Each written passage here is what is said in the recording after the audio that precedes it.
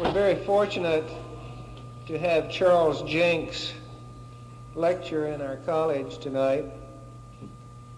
Yesterday he left London and got here to Muncie at 8 o'clock and got checked into a motel about 10 o'clock at night, and that was 6 o'clock in the morning his time. He got up this morning and gave 3 fine lectures in the school today, and we're happy that he's still on his feet tonight. He leaves tomorrow and gets to stop off and see his parents in Santa Fe, and then he moves on to UCLA, where he'll be lecturing for a couple months. Charles Jencks was born in 1939 in New England. He attended Harvard and received a degree in English literature and in architecture. He then went on a Fulbright to England, and he studied at London University, where he received a Doctor of Philosophy degree in architecture. He now teaches at the AA, or the Architectural Association in London, and spends a great deal of his time writing about architecture. His books include Meaning in Architecture, Architecture 2000, and I believe that's the topic of his lecture tonight, Ad Hocism in 1972, Modern Movements in Architecture 1972, and in 1973, Le Corbusier and the Tragic View of Architecture. Marvin Rosenman reminded me today that one of the most interesting things that happened to our first polyarch students was the chance to see a series of television programs that he had accomplished for British television. We're very happy to have with us tonight Charles Jencks. Charles?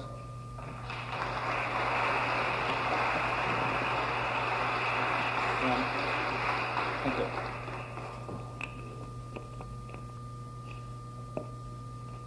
Each country has its own way of being tied in. And I think this one's going to fall off. Well, if it does, you'll hear it. I guess that's okay. Is that okay? Strange ship knot. It sure is. That'll do it. Well, tonight I'm speaking on the language of modern architecture, and I will probably avoid using the word semiotics. I'm going to try to keep it on a fairly general and non-technical level. Although, really, I should say that a lot of the things I'll be saying have been developed in the semiotics of architecture, and semiotics means the theory of signs, and that's the last time I'll use the word tonight, so let me just say that in my preface. What I will be using, though, what words I will be referring to in passing, I've written on the board, and if some of them are technical, most of them are obvious, such as metaphor or words. Maybe less obvious are univalent and multivalent, but I'll define them as I go along. And as you can see from that list, I'll be making a metaphorical mapping of architectural language onto the spoken language. And I only hope that my speech can keep up with the architecture, because as Dean has mentioned, I've been talking a bit, maybe too much for one day. And I invite you to talk back if the mood so grabs you. Could I have the lights off and the first slides, please?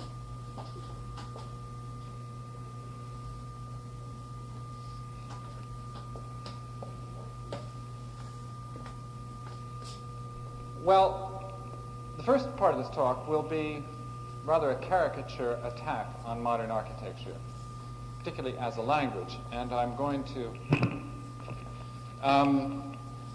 say some things which might offend some people, although I rather doubt it, because modern architecture has been attacked now unremittingly for the last 20 years, and probably has very few practitioners who still really believe in it, in the ideology and the practice. But I'm going to be attacking it from the point of view of its inadequacies as a language.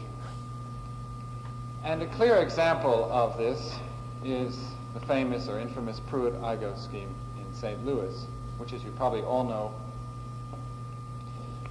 represents the death of modern architecture, inasmuch as it won a prize when it was designed in the 50s, 1951.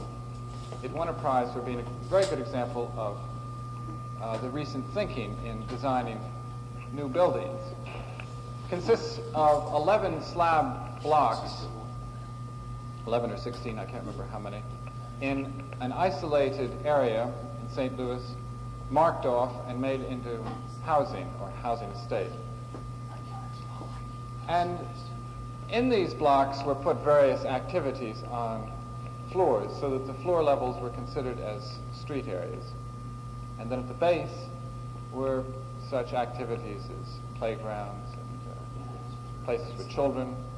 And the whole thing was cut off to traffic so that the cars wouldn't disturb really the children playing ball in the street. That was the intention. It illustrated the theory of CM, of the modern movement, a European group called CM, almost all the major points of urban design. Under the slogan, sun, space, and greenery, it gave sun, space, and greenery to the inhabitants, and it had a separation between the pedestrians and the cars. It illustrated just about every point of the modern movement as then understood. That's one of the reasons it won the prize. It was also in a very purist language. That is to say, these 11-story slabs were built out of brick and concrete, and they were purified in their image so that the architectural language being used was a classical international style code. Well, as you also probably know, it was inhabited by the blacks of St. Louis, and they, as it were, spoke a different architectural language. When they moved in, they started vandalizing elements of the building and broke windows, destroyed lifts, destroyed the playgrounds, and so forth.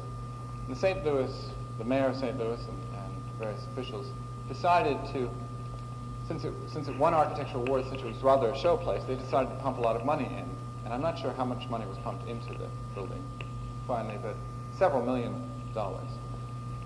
And in spite of that, over the years, it still was vandalized, and it was becoming more and more of what was called a social cesspool. Now, the solution to that then was, if you can't beat it, blow it up.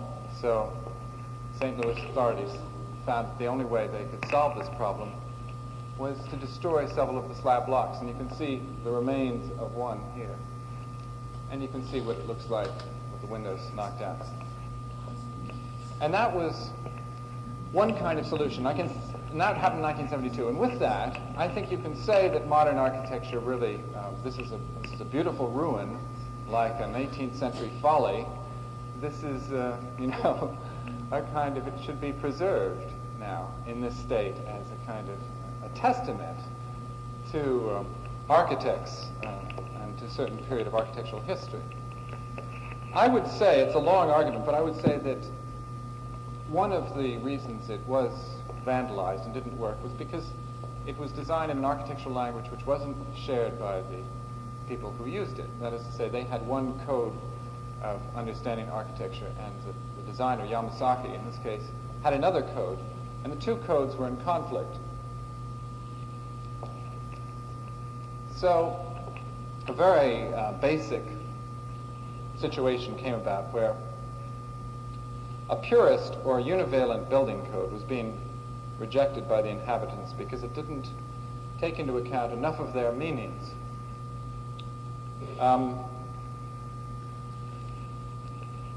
But it's not just the univalent or single-valued building language, which is a problem here, but also the univalent or single-valued content that goes into these modern buildings. For instance, a famous example of modern architecture is the AEG factory by Behrens, constructed in Berlin in 1909. And it's considered to be one of the first examples of the early development of the curtain wall. This is the late example, the Seagram's building here by Mies van der Rohe in New York in 1958. And Mies, of course, worked with Behrens. And these two buildings are always illustrated for their formal properties because they were undeniably excellent and creative in their own ways in bringing about the modern architectural language. And yet, irrespective of their formal qualities, you can say that they represent building tasks which in a certain sense are univalent. That is to say, AEG or General Electric, a factory for one of the great monopolies of or multinational corporations of the world, and another one here for a monopoly given over to producing whiskey, Seagram's whiskey. Well, this is a problem I won't deal with in this talk, but it underlies and is in a sense as deep a problem as the problem of language, which I'll be going into. Because one of the very difficult problems facing the architect today is that society gives him undeniably banal or questionable building tasks to realize. And he has to, with the greatest formal invention, place it in World's Fairs, boutiques, candle shops, Monte Carlo fun fairs, and so on. And this contradiction brings about a kind of change in the language. I mean, you when you're forced to put your best efforts into this kind of task, a strange thing happens. In the past, of course, you had the city hall or the church or, say, the country house, or some kind of communal building task which could absorb the heights of expression. Whereas if you take those building tasks away, then what is an architect meant to really express? I mean, if he can't express meanings which are socially credible, he will then start expressing meanings which are socially incredible. And in a sense, maybe the problem of the architectural language is this credibility gap. But I'm not going to speak about that anymore, really, and I'm going to concentrate on the language. Now, looking at Mies van der Rohe, in particular, as the epitome of a certain kind of architect, particularly a modern architect, but I would say all architects have this Miesian problem. Mies developed the curtain wall in this first building in 1951. This is the final phase of the development of the curtain wall. That is the glass and steel caged box with I-beam mullions here and infill panels and so forth, which you're all well familiar with. It develops after he does some work with concrete in this high-rise building, the Promontory Apartments, also in Chicago, 1948. So from this, from a pure expression of concrete, he then goes into glass and steel and develops what I'll now call a univalent formal system that is of purified grammar and syntax, which is reduced to very few ciphers or very few formal elements. And he puts forward this idea of a universal architecture, an architecture which can absorb the changing functions of society. In fact, he says it doesn't really matter what the functions are. They're ephemeral, they're unimportant, they're relatively trivial, and they will change. So the architect must therefore design universal spaces. In doing this, though, he's doing something that architects haven't necessarily done in the past, who've taken the social content of buildings seriously. And he's making an equation between different functions. In this case, he's taking what has now become the sign, the architectural sign for the office building, and he's using it on housing, because this is the Lakeshore Drive apartments.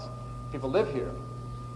It's not an office building. Curiously enough, this has become, or not curious at all, actually, this has become the sign for offices around the world. By the late 50s, it was a recognizable architectural word. Whenever you saw glass and steel boxes like this, you said, office. Mies, however, would use it on an apartment. And in doing that, it seems to me he's equating work with living. And indeed, the metaphors and overtones of a factory, the great metaphor in modern architecture, the factory metaphor, he's equating with domesticity, which is either a very strong distortion of living, or domestic living, or else it's a trivialization of the content of living. But Mies would answer it's unimportant, because what I'm giving these people is a beautiful form which stands for higher values and therefore is above mere function. And his followers have, such as Murphy, have carried through the univalent formal system in other buildings. I don't know, you probably all recognize this, but for those of you who don't, I just ask you to try to guess its possible function. Looking at it and trying to read it as a building that's communicating something about what it literally is, and what way of life, what activities occur with it, and how they should be conducted, these activities. Well, in fact, it's the Chicago Civic Center. That is to say, something like a town hall, something like a public realm. And it's designed here as another office building in Chicago. So Murphy, like Mies, is expressing through his so-called universal architecture the fact that he has wide structural floor members. He has a few vertical accentuations. He's got a black box, so it symbolizes, like all black boxes, it symbolizes certain power. And in that sense, it symbolizes maybe government. But it really is only saying things like the mechanical equipment here up at the top or on this floor are important enough to gain articulation. The fact that, a civic center is where people come and go to get married, or to go to court, or to see the politicians, or to conduct civic life, is completely denied, both on a literal level and on a more important, on a psychic level. In other words, this is saying nothing about that experience of political life. And just to contrast it with something that is a striking visual and functional image, this public realm in Switzerland where participatory democracy still goes on, you could say this is too romantic because it's the men voting. It's all the town comes out and votes on each issue. Well, this was the kind of public realm that, in a sense, was the foundation of the states with its American townships. And in a sense, it is the definition of political life. That is to say, a group of people from the town determining what their future is going to be, coming into the center of town, into the public realm, surrounded by architecture that encloses them and surrounded by nature. It's almost too idyllic, isn't it, with the mountains at the top? But it's to see the contrast there, to experience, I think, what's been lost. Well, let's look very quickly at Miesian, the universal grammar, and see how it works. The IIT buildings in Chicago.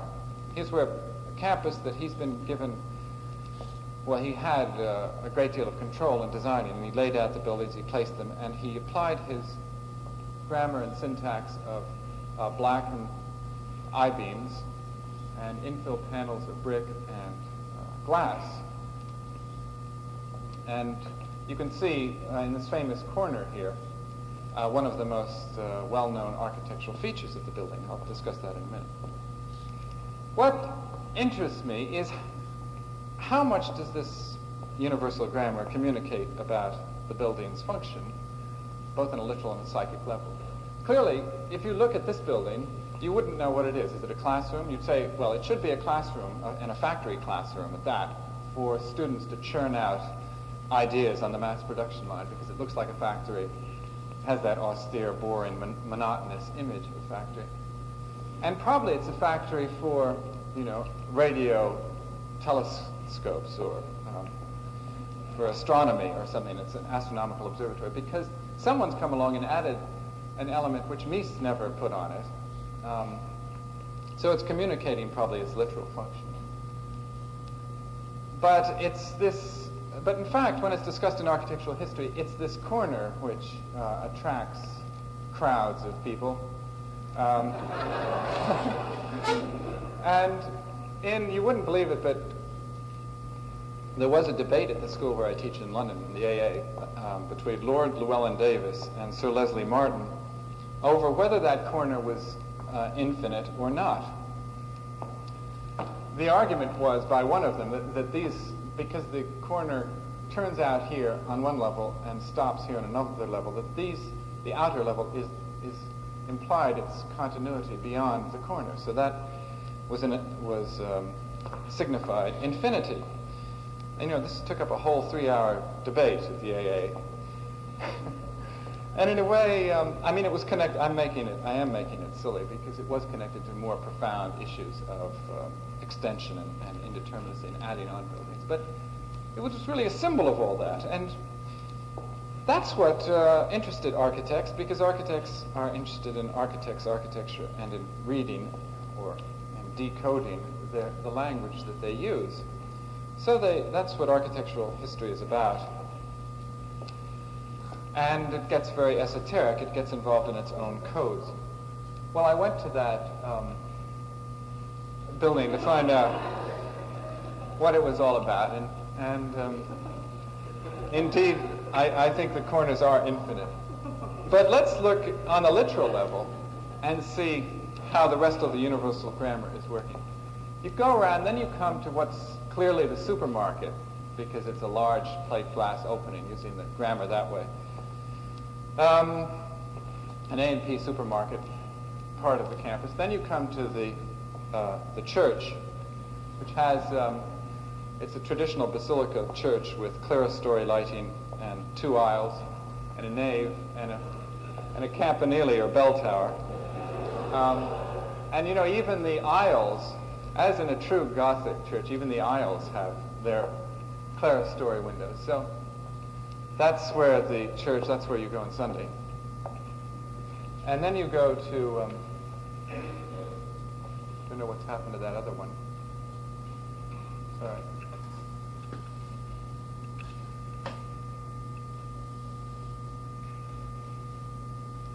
You walk around more, and you finally come to the boiler house, which is a nondescript little box here,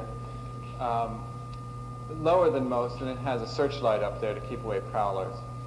And it's just a nothing. And then finally, you come to the president's house, which is the most important building on campus. And it's clearly where either the president and probably the administration work.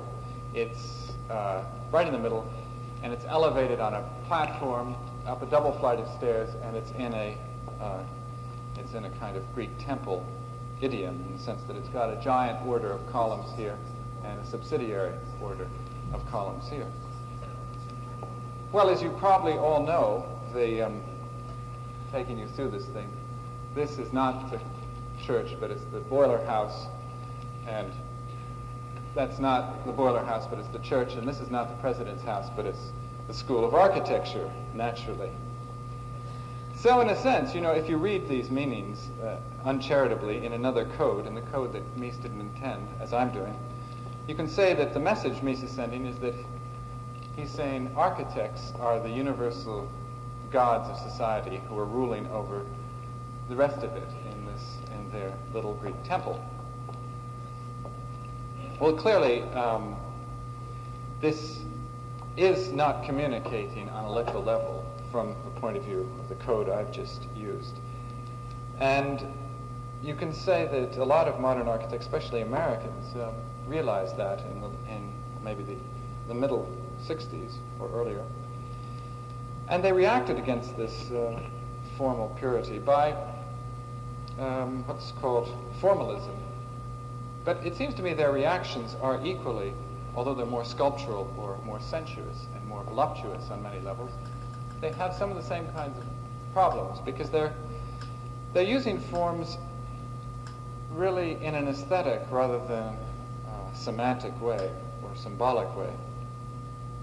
So if you look at these buildings, in some sense it's a reaction to purism, although this one is in the same idiom. And I ask you what the buildings are, you might say that should be an office building because it uses the glass and steel word, but in fact it's not. And this should be a warehouse, but it's not. This is the Museum of Modern Art in Houston, and this is the School of Psychology in Cambridge, and in Cornell, excuse me.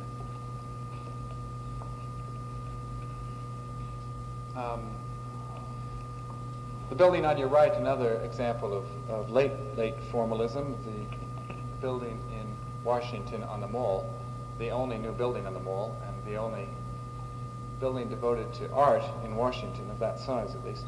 It's the Hirshhorn collection. Well, what is the architect Bunshaft of Skidmore and Merrill saying with that? I mean, he's saying a series of things, a series of metaphors, picked up by almost all the journalists. I mean, even Time magazine managed to say it was a pillbox, with machine gun slits and kind of view of art that, hoarding art into this castle, surrounding it with almost a moat and a fence, and then putting it in a form that is conventionally associated with warfare, architecture of aggression. Maybe then a very typical example of architecture inadvertently communicating things that the architect didn't intend to communicate. In fact, I don't think Bunshaft would say he wanted. He was really saying that art should be kept away from the people and isolated this way behind very aggressive images. The same is true of the late Frank Lloyd Wright's reactions to the situation. His essays in formalism, the Marin Civic Center, another town hall, located away from a town, above a freeway almost, designed here in a style that could be called late Helena Rubinstein, and contradicting almost all of his definitions of organic architecture. I mean, he did say a building should be of the site, not on the site. And clearly, if you just ask anyone, you do interviews here, they are. It stands out the way the building is just plonked down across this road. Again, contradicting, for instance, structural laws. When Wright talked about organic architecture, he said, the form should spring from the structural understanding. Well, this is a historical form. It's a Roman aqueduct form, and the Roman aqueduct was one of the great compression forms in all of history, very impressive form, as well as being compressive. And here it's all in tension. I mean, all of these supposedly great arches are hung, cantilevered out and hung, and hung with little golden finials on them. Well, so the reaction, the formalist reaction against Mies, it seems to me, produced equally incoherent and non-communicative architecture that said the wrong things and wasn't coherently building up a language that could be used appropriately or even be used. Now in England, to switch the location and switch, in a sense, the philosophy, people like the Smithsons have looked at the architecture of Bath, and particularly the Bath Crescent is their ideal for a language. They say of Bath that Bath was constructed in a universal language that everybody in that town could understand. It was a language made up of such repetitive things as these columns, but such mundane things as grates and grills, or prosaic things such as chimneys, or fanciful things such as porticos and pediments. Pediments, they said, were metaphors for doorways or metaphors for important rooms, and you find large porticos and pediments at these end pavilions. So when the Smithsons talk about Bath, it's very convincing, and indeed they're very very acute critics of the way it's communicating. For instance, they point out that it's important for the Englishman's idea of his house that he's given a certain vertical separation between one house and another with these columns. So the colonnade does that. And yet when they then design their equivalent of it, what they do is to make a series of jumps. They say, because we live in an industrial society, we have a language, an architectural language that's based on the machine, and therefore our buildings must look like machines or must reflect a machine-like quality. And secondly, they must be anonymous buildings for the same reason, because we live in an industrial society. We are led to certain anonymity. And so then, when they design such a building as this is the Robin Hood Gardens finished 2 years ago, they design a building which is, which again carries out a lot of positive theories of modern architecture, but in fact works as a socially deprived area. The way they talk about giving people identity and personality. And when it comes down to it, the personality people have is in choosing the curtains and putting geraniums outside their walkways. Or having a vertical mullion here that's thicker than the one here. I mean, that's personalization. Otherwise, the inhabitants of this area read it as socially deprived, as living on the wrong side of the tracks, as being an estate, as being bloody council housing, as being, the fact that the council couldn't afford to use brick, for instance, and had to use this concrete, massive concrete. So the building is, same things happen to Robin Hood Lane as happened to Pruitt-Igoe that was blown up. It's vandalized, and I caught a vandal here in the very act of breaking a light. He's actually the correspondent from the New York Times. He's the architectural correspondent who doesn't like the building either. And the light was broken, so he's not actually breaking it. But the building is vandalized. I'm not arguing, by the way, that the architectural language makes it necessary that people vandalize it in a direct way. I think it's an indirect influence.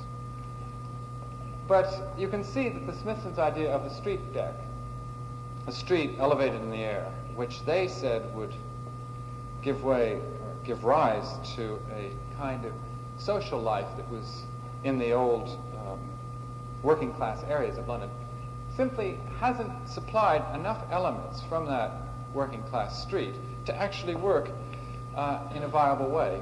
There just aren't enough things happening on it. There aren't enough activities. It isn't a live area. So of course, the things aren't cleaned, and in fact, several of the entries have been burnt out and so on. Now, this is a very curious impasse, because the Smithsons, like so many modern architects, are very well intentioned, and they're very aware of the problem of mass housing, and they desperately want to solve it. They desperately want to give people identity and place, as they say. And yet they end up producing buildings such as this. And I think one has to say, given this, you do have a credibility gap of incredible proportions. Well, let's look at even more sensitive architects, maybe, such as Hertzberger in Holland, member also of Team 10. And he designs, as many Dutchmen do, he designs very intricate, articulated buildings which are made up of very small parts put together in a very sensitive way, rather like a Chinese puzzle. They have that kind of craft quality. And in this case, has a commission for putting 1,000 old people in a home, so it's a home for old people. Now, if you look at that as a commission, in the past, Amsterdam used to house its old in the city in small brick buildings as a part of the community. They have a great, actually a 500-year-old tradition, the Dutch do of this.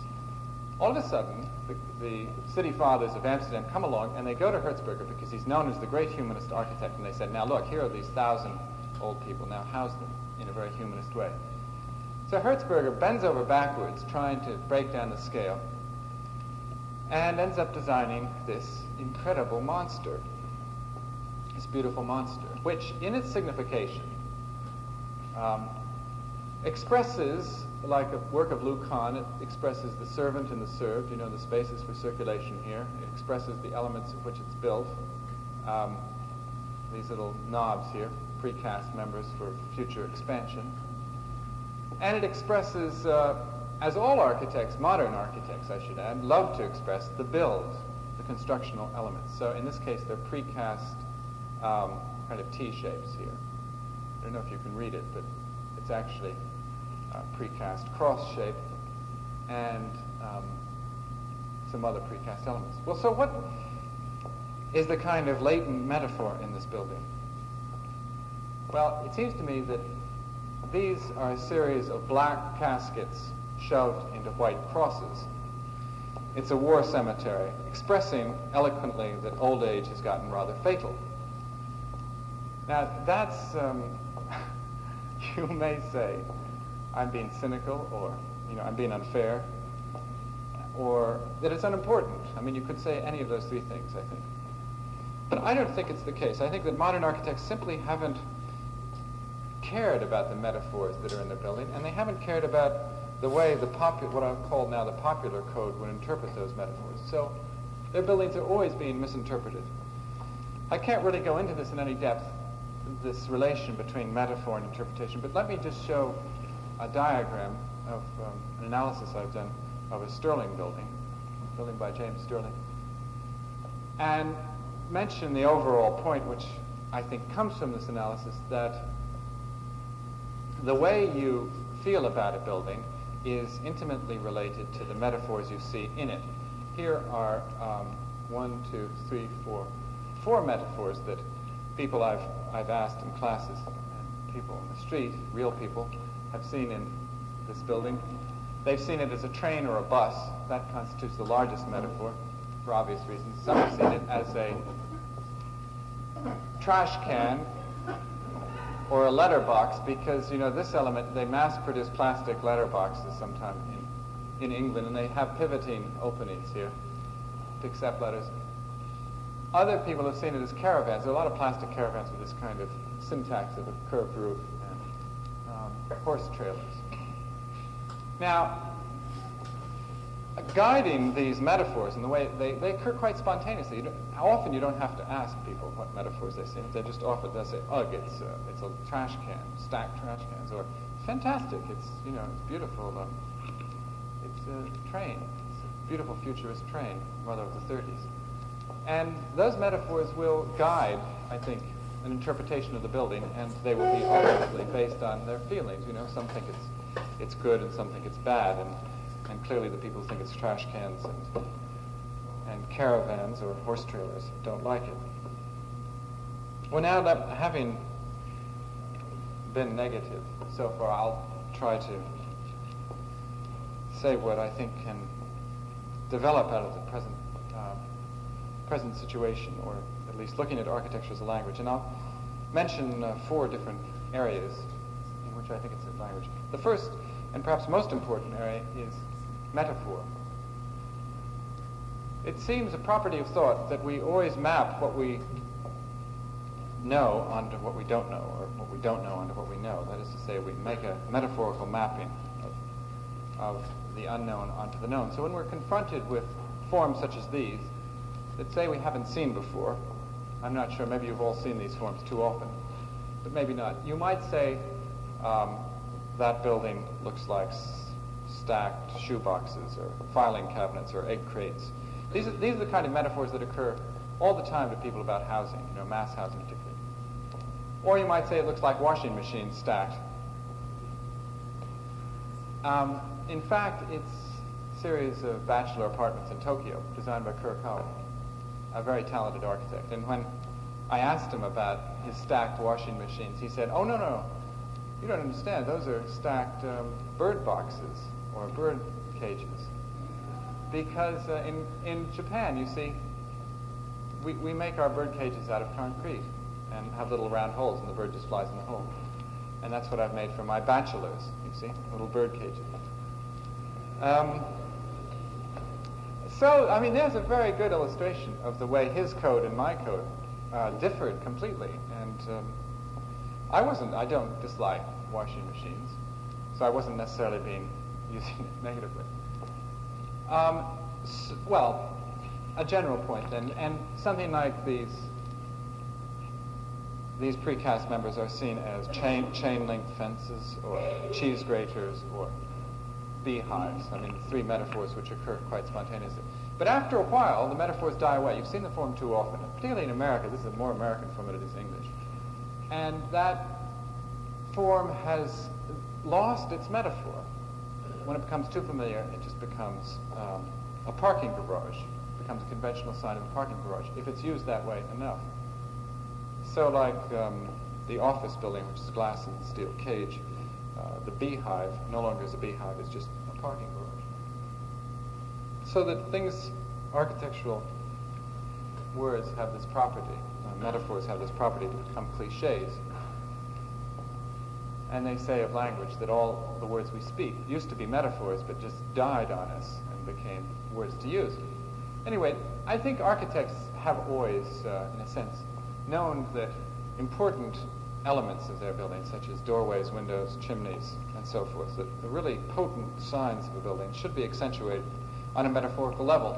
And you can find, the countless examples of these metaphors, anthropomorphic metaphors, for entries, just caryatids or giants by the doorway, acknowledging entries as an important thing, or just corners. So this is just, vernacular building where the juncture of a major square in a Bastide in southern France is made into, they're using the traditional language and they're slightly changing it by corbelling it out, by changing the angles and so on, to acknowledge a transition from major road into the major square.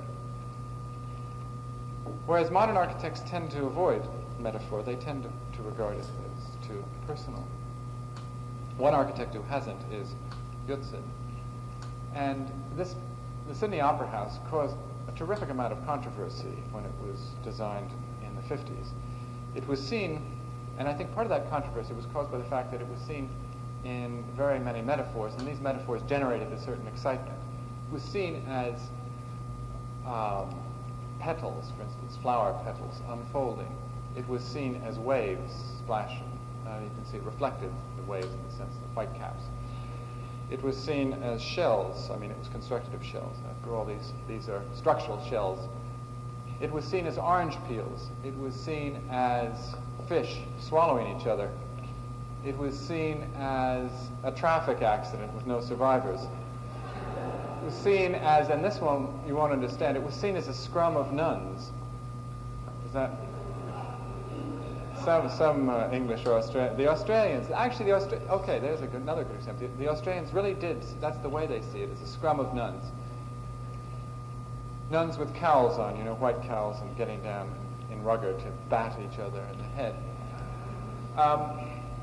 But every journalist wrote about it as sails in the harbor, because the beautiful Sydney harbor is full of sailboats, and the white sails, are immediately recalled. So that cliche was something that everybody could understand.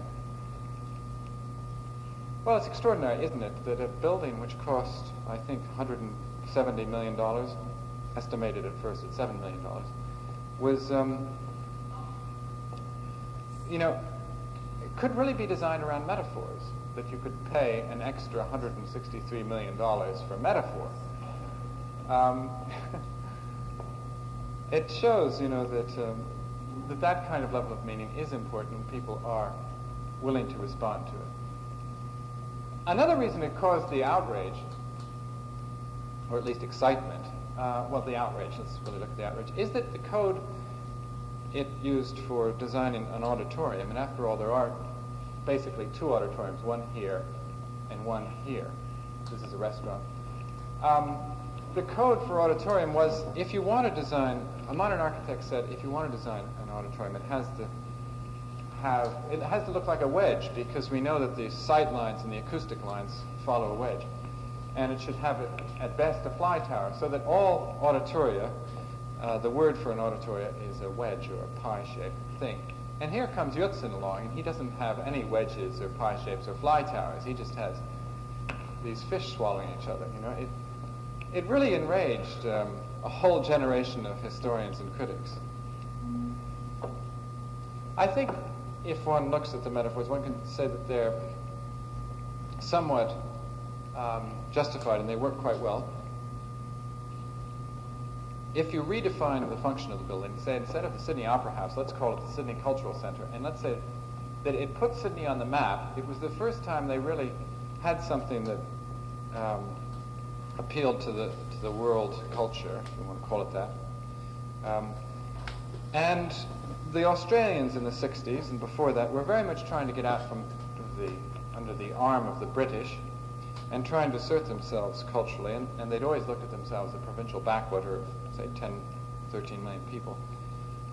So this building really acted as a liberating force, and it was symbolizing that, you know, I mean, so that if you redefine the building as a cultural center and as a cultural statement that symbolizes Australia getting out from underneath respectability, convention, and so forth, then all of these organic metaphors, seems to me, are appropriate, because organic metaphors are appropriate to art, they're appropriate to the activity of going to hear a play, hear music, excuse me.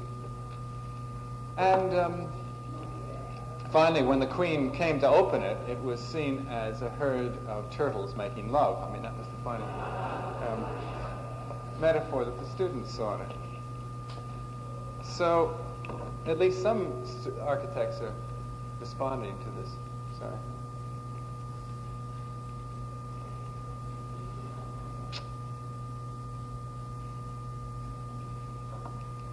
Well,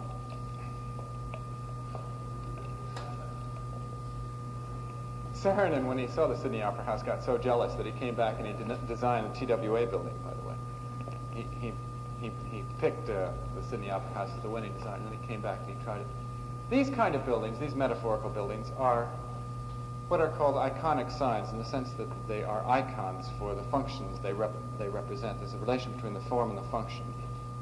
So that TWA is a bird because a bird flies, and so do TWA airplanes.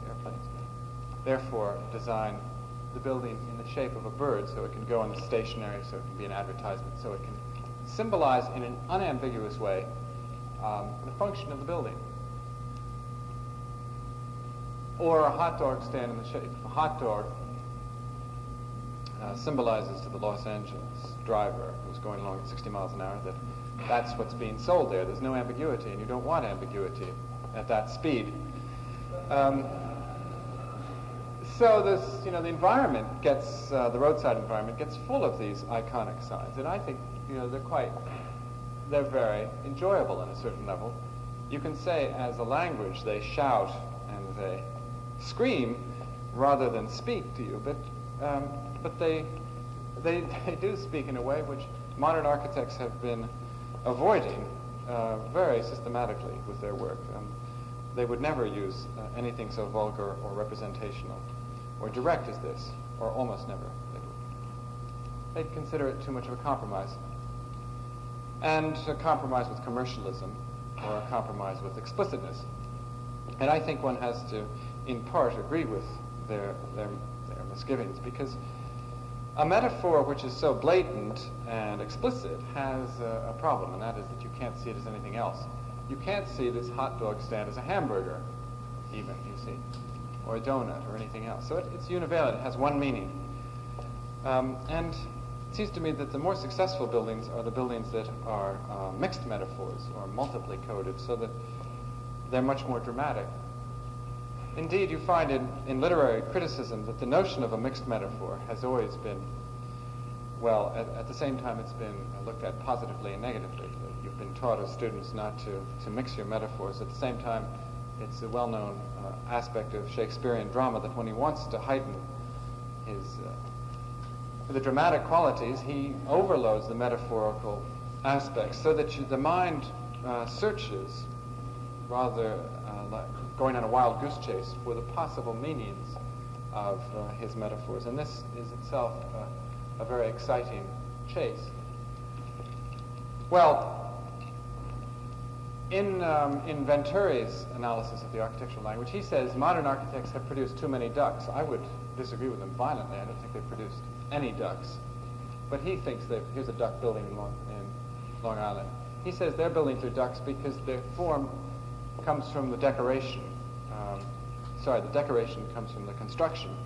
And that's a kind of duck. Whereas what he wants is what he calls the decorated shed, where there's a distinction between the shed behind and the words or the billboard in front. A vast dissociation between form and content. He says this is an inevitable aspect of commercialism and one he would support. But like a typical modern architect, it seems to me, he's rejecting a communicational means for no good reason whatsoever, except that he thinks it's too common. I mean, that's not a reason. I don't think it's even true, but that's the reason he gives. So he's interested in only one very restricted form of communication. Now, if you look at this very well-known image, you can see that the aspect of the way codes relate to metaphors, because those of you who saw it first one way read it as a duck, and the others who saw it the other way read it as a rabbit. And most of you who know it as the duck-rabbit saw it as both together. It's very hard, actually, to see it as the duck-rabbit at once. You either read it from left to right or right to left. But you can, if you train yourself, believe me, read it as this new animal, the duck-rabbit. Well, that, in a sense, is kind of an analogy of how the mind works. And let's look at the mind going on a wild goose chase in a building which I think is a mixed metaphor, and a very exciting one at that. The building of Le Corbusier's, the Ronchamp, which has been analyzed and decoded many times in terms of its meanings. And the more critics and people look at it, the more meanings they seem to find. And these meanings have an uncanny ability to map into already well-known codes so directly that it's, you can say that, we all have visual codes. We don't maybe put them into words, although the building has been often compared to praying hands. I mean, there's a metaphor that a lot of critics have seen in it. I've never heard anyone call it a duck, but you can see how well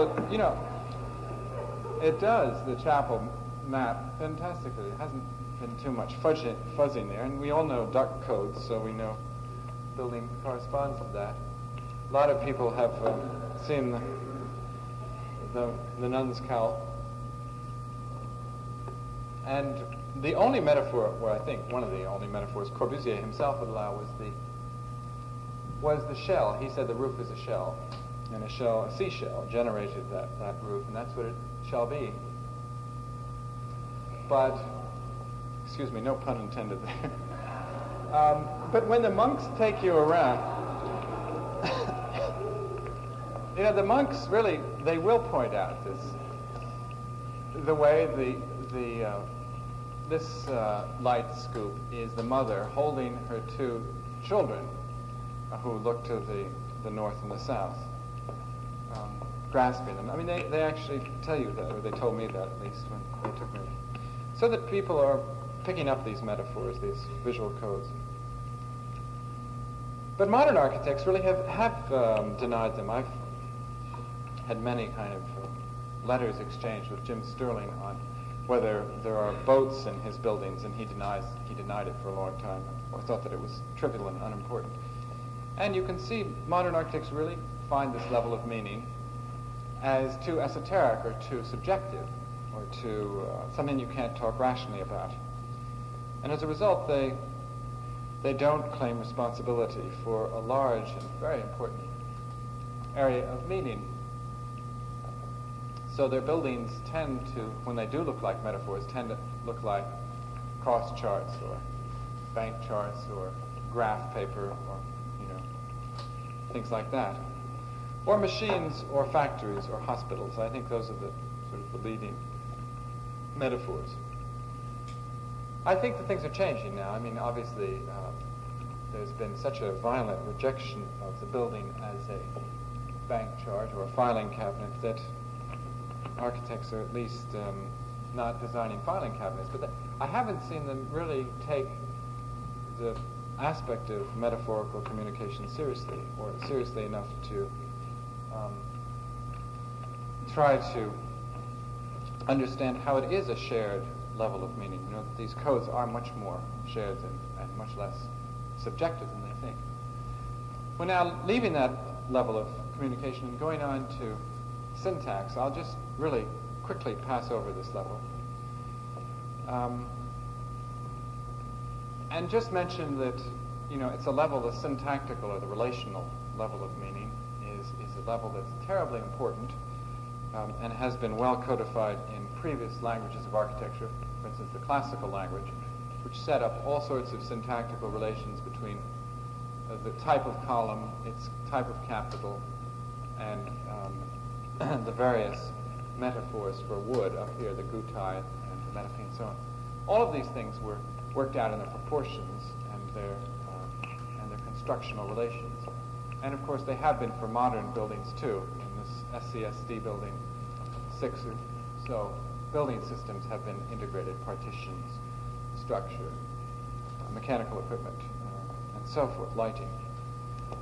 So that syntax of joinery is something that's perhaps well understood by architects. It's a level of meaning which is known, at least on an architectural level. But perhaps a more important level isn't quite so much appreciated. It's the level at which we're all aware as children. It's perhaps the first architectural meaning is syntactical. The fact that you crawl around on the floor and bump your head against chairs, and you're crawling around on a flat floor, is it's so obvious that you don't think of it, but it's the most important level of syntax, that floors are flat. And you can easily find this out if you go to a fun house in a fun fair, where they take advantage of that syntax by, you know, tilting the floor, putting in false perspectives, and disturbing the syntax, which is really built into your nervous system by the age, you know, as you grow up, so that you enjoy having the syntax violated. Well, there have been many recent attempts to look at different syntactical ways of creating architecture. The work of Peter Eisenman, I'm sure, is quite well known to you. And he generates buildings out of very basic syntactical moves. For instance, taking a square, dividing it up into planes, shearing the planes, rotating them through 45 degrees, and another series of complex movements until you get a building such as this, which he thinks is complete syntax. He says, I'm not interested in the semantics, I'm not interested in the metaphors or the words, I just want a syntactical building. The fact that a column comes through the main bedroom and the main bed of the couple doesn't interest me. That's the only thing that interests me, is that that's a point and a line and a plane. Well, in fact, the people who live in this building, or who lived in it, didn't experience it as syntax, but as semantics. You know, they loved it. They loved the play of light and shadow. They loved the white architecture. They loved the purity and the spatial play. So it brings out a point which maybe isn't so obvious, that one level of meaning that I'm talking about can be, and often is, inextricably related to another level of meaning, and you can't really separate it, as I'm tending to do. Now let's look at another logical level, the level of words, architectural words. You can say that the analogy has been made. If they're units, linguistic units such as words, there probably are architectural equivalents.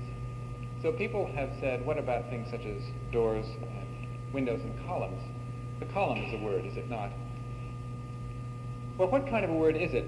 If it's a word that fits in a colonnade, series of columns in a colonnade is one kind of word. The word column as the Nelson column in Trafalgar Square, where Raleigh's start and finish, is another kind of word. Then the Doric columns in Battersea Power Station, which act as smokestacks, is another kind of word. And finally, the Doric column, which was an entry for the Chicago Tribune competition in 1922, is still, the column is a whole building, is a kind of incredible word. I don't know if you know this, but the Chicago Tribune newspaper was called the Chicago Tribune column. And Tribune means column, and the architect thought the Doric column was the oldest architectural word, so therefore use the column for the Tribune column, and you've got a triple pun. So, a very clear example of architectural language. Anyway, what's happened is that the word column has become a phrase, and then a sentence, and then a paragraph, and then finally a whole book, as it were. So clearly, architectural words, if they exist, and I think in a loose sense they do, are much more elastic and polymorphous, or elastic than linguistic words, and therefore much more dependent on the context they're in for their meaning. You can't look up architectural words in a dictionary so easily as you can look up the meaning of the spoken or written word and get an answer. The other general point I'd make is that modern architects have not really treated these words with much respect. They've kept cutting them away, they've denied them, they've said that they're cliches and therefore not something to take seriously. So that buildings were designed without columns and without pitched roofs and without windows and without a whole lot of things, and people naturally who moved into these buildings distorted them. They put back pitched roofs, they walled up the ribbon windows and made them into recognizable windows, and they added columns to the building. So it's, that happened to, say, Le Corbusier's architecture in Pessac. And it happens to a lot of modern architecture that it's reinterpreted within the code of the users.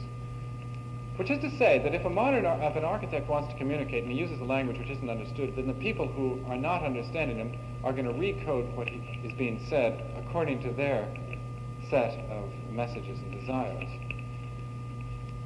So I would just make a plea that architects take the cliches more seriously and work with them, perhaps changing them or distorting them or using them correctly.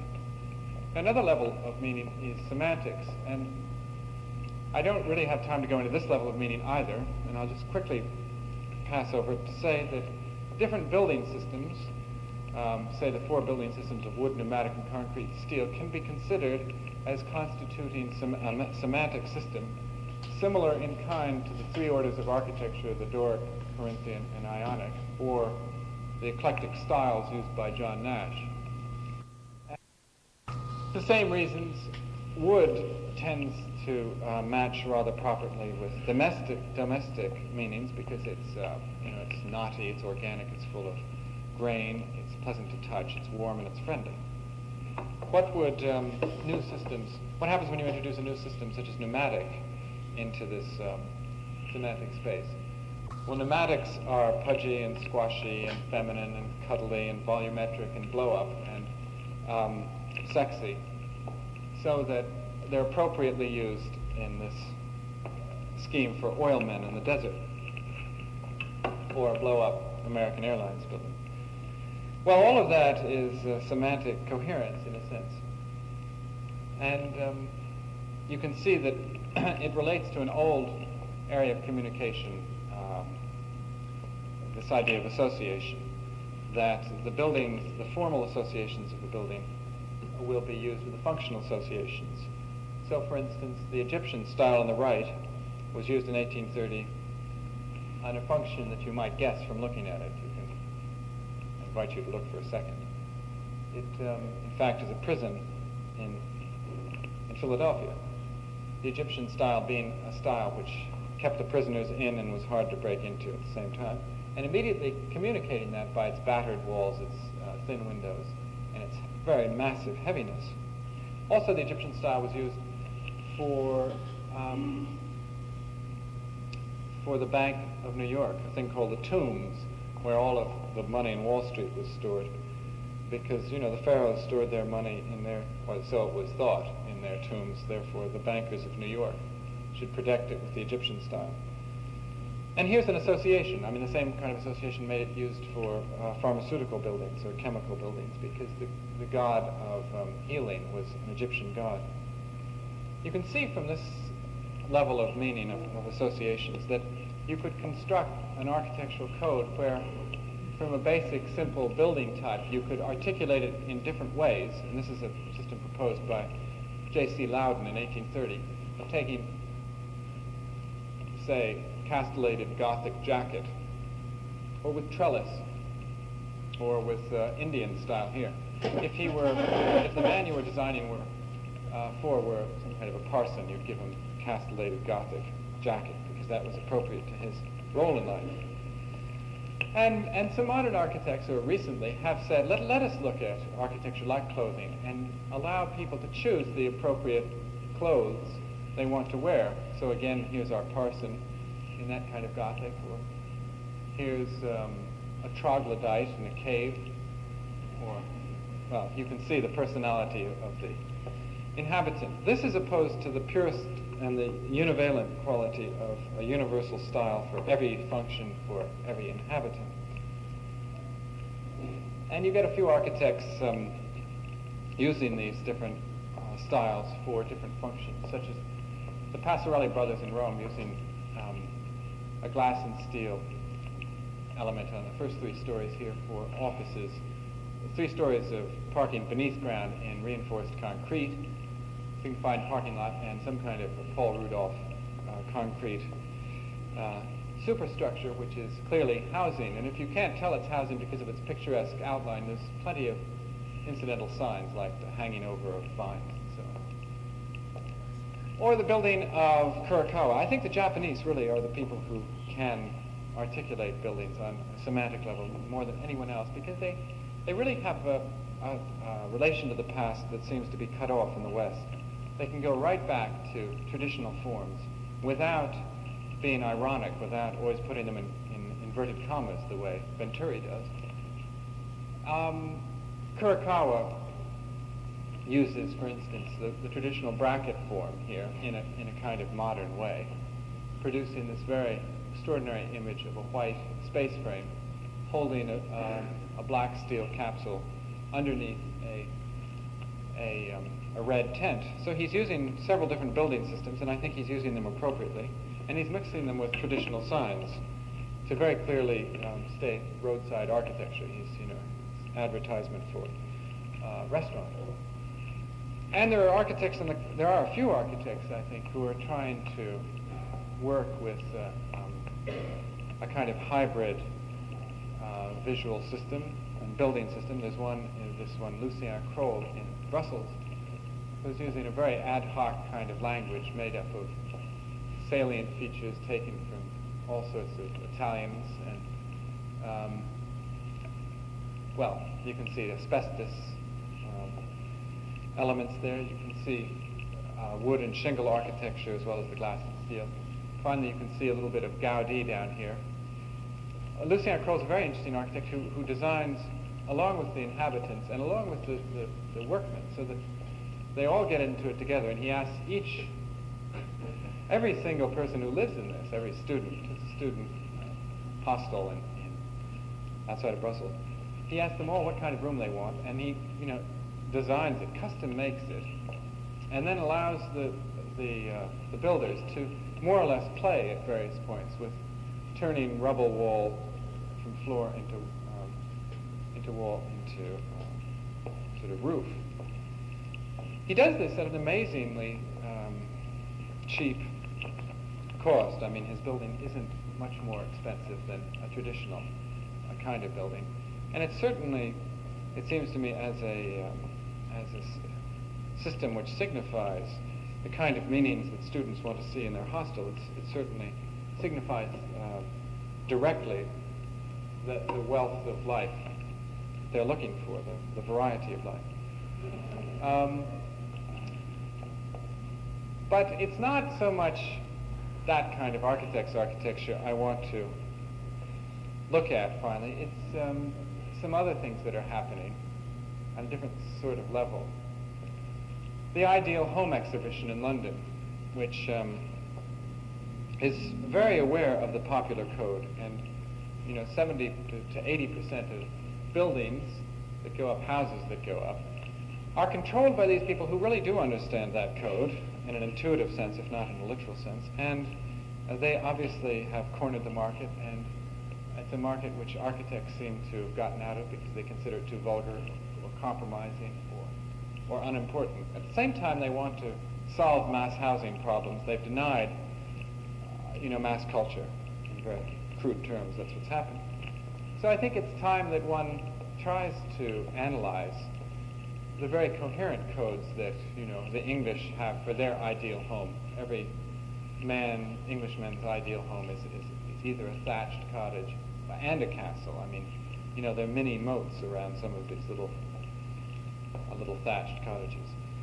And with the situation of synthetic products, we can create, out of fiberglass, 100% pure artificial environments. We can reproduce, for instance, fiberglass period details of Robert Adams in exact facsimiles, which last much longer than Robert Adams, and furthermore have heating and ventilation built into them.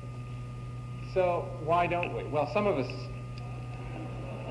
do, and there are whole towns. Warsaw, for instance, which is a facsimile town, the old Warsaw being bombed and destroyed by the Nazis in trying to destroy Polish culture, was rebuilt and reproduced exactly the way it existed before the war, as a symbol of cultural resurgence, of cultural identity. But in a sense it is an ersatz, Warsaw, because the functions have changed behind it, the technology has changed, and it's really just, in a sense, a very authentic recreation of a previous building, of a previous area. Well, this other example of an ersatz shows that the decorated shed and shows that commercial dissociation between the function and the sign. And here, just to bring out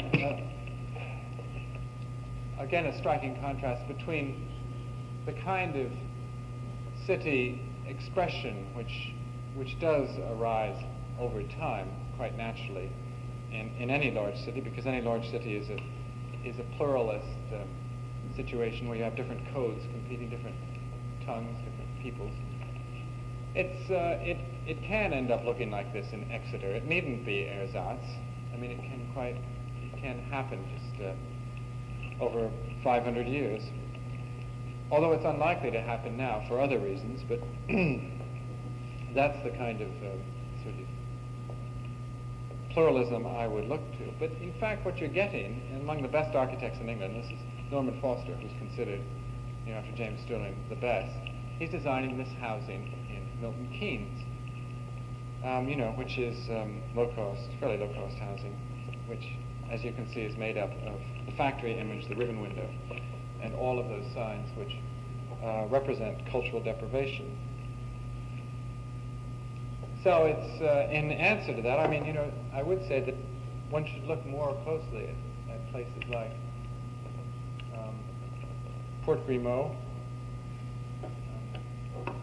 or Puerto Banos in Spain, or the countless artificial ersatz towns that are springing up around the Mediterranean, or now springing up actually around America too, even before this, of course, Houston and so on. And note this aspect, timeless way of life. It's the way of life. If architecture is a sign of anything, it's a sign of a way of life, and it's that which these commercial forces are feeding, and which most modern architects haven't fed at all. But to end, let me look at an architect who I think was the greatest architect of the 20th century, and it's too bad people used to say of him that he was the greatest architect of the 19th century, because architecture might have followed him and his lead.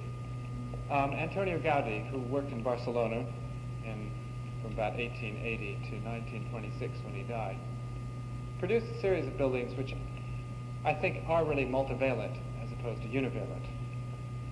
Multivalent in the sense that they use all the communicational means I've mentioned, words, syntax, semantics, and metaphors, above all metaphors, you might say. Let me see if I can focus that.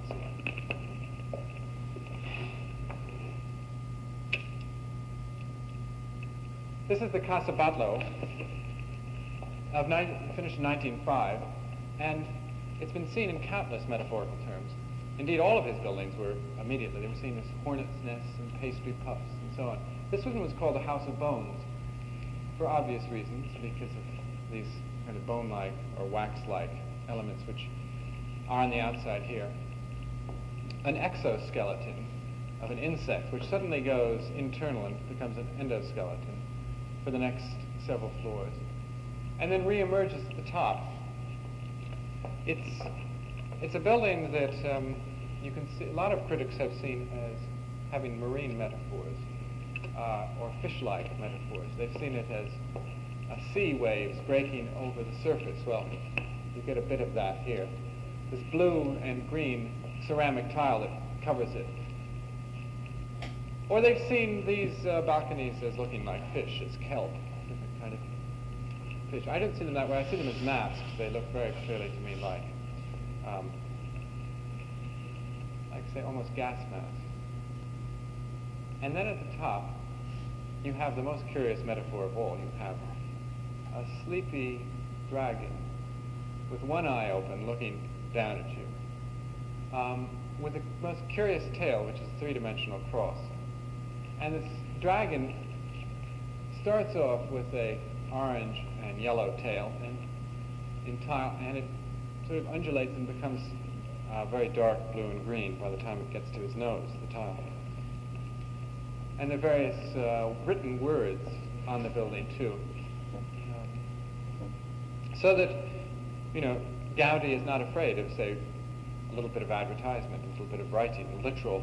He's going to get through to every spectrum of user, to all possible people, by being overt, by designing this mixed metaphor. Someone down here has actually added, I don't know if you can see that, but this curvilinear neon. So how do we interpret this mixed metaphor?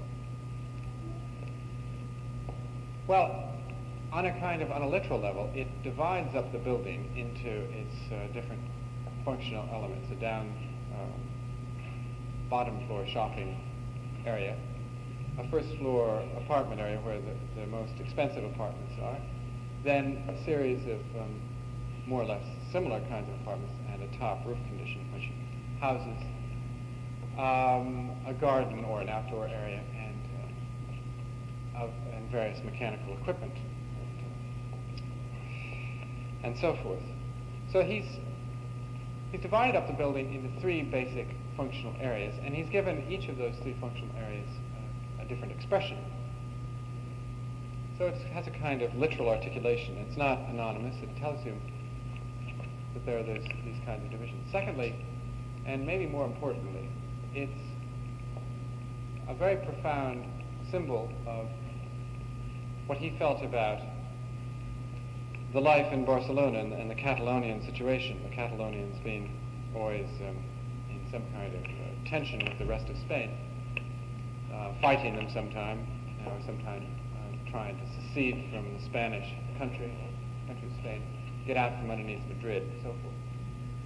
If you know Catalonia, it's produced all sorts of people like Gaudi and Picasso and Salvador Dali and Serre.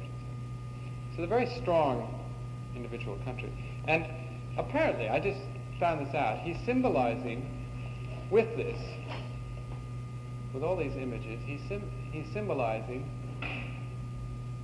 the killing of St. George, the killing of the dragon by St. George. The dragon is up there with a Christian cross driven through its tail, and the dragon's just finished off eating the bones, picking the bones dry of the Catalonians, and those masks are the people of Catalonia who have been eaten by the dragon, but finally St. George has come along and killed him. So, kind of an amazing thing to put in a building, isn't it? before I was just told this. I actually spoke about this building in Barcelona, and then this fellow came up to me and told me that that was the reason. I had the most bizarre interpretation of the dragon as being a Chinese dragon, but I won't go into that. Anyway, it shows, it is a multivalent language, and it does articulate all sorts of meanings to different people. For instance, you walk up at it, from the bottom to the top, it gets darker, so that it reverses the tiles get darker, so it reverses the experience from light to dark, from dark to light. And it seems to me that it says something about living in an urban society that the buildings, the univalent buildings I've shown you, don't say. It has the quality which all univalent work has of sparking off the imagination and really opening the mind and opening the viewer or the inhabitant to a kind of similar imaginative search, similar to the building. And therefore, ultimately, the justification for this multivalent architecture, an architecture which is based on a richer language and which communicates, is that it changes the people who use it. And it speaks to people across all sorts of background. It speaks to the rich and the poor. It speaks to people who maybe aren't just architects. Well, that's the end of the talk. I'd be happy to answer questions.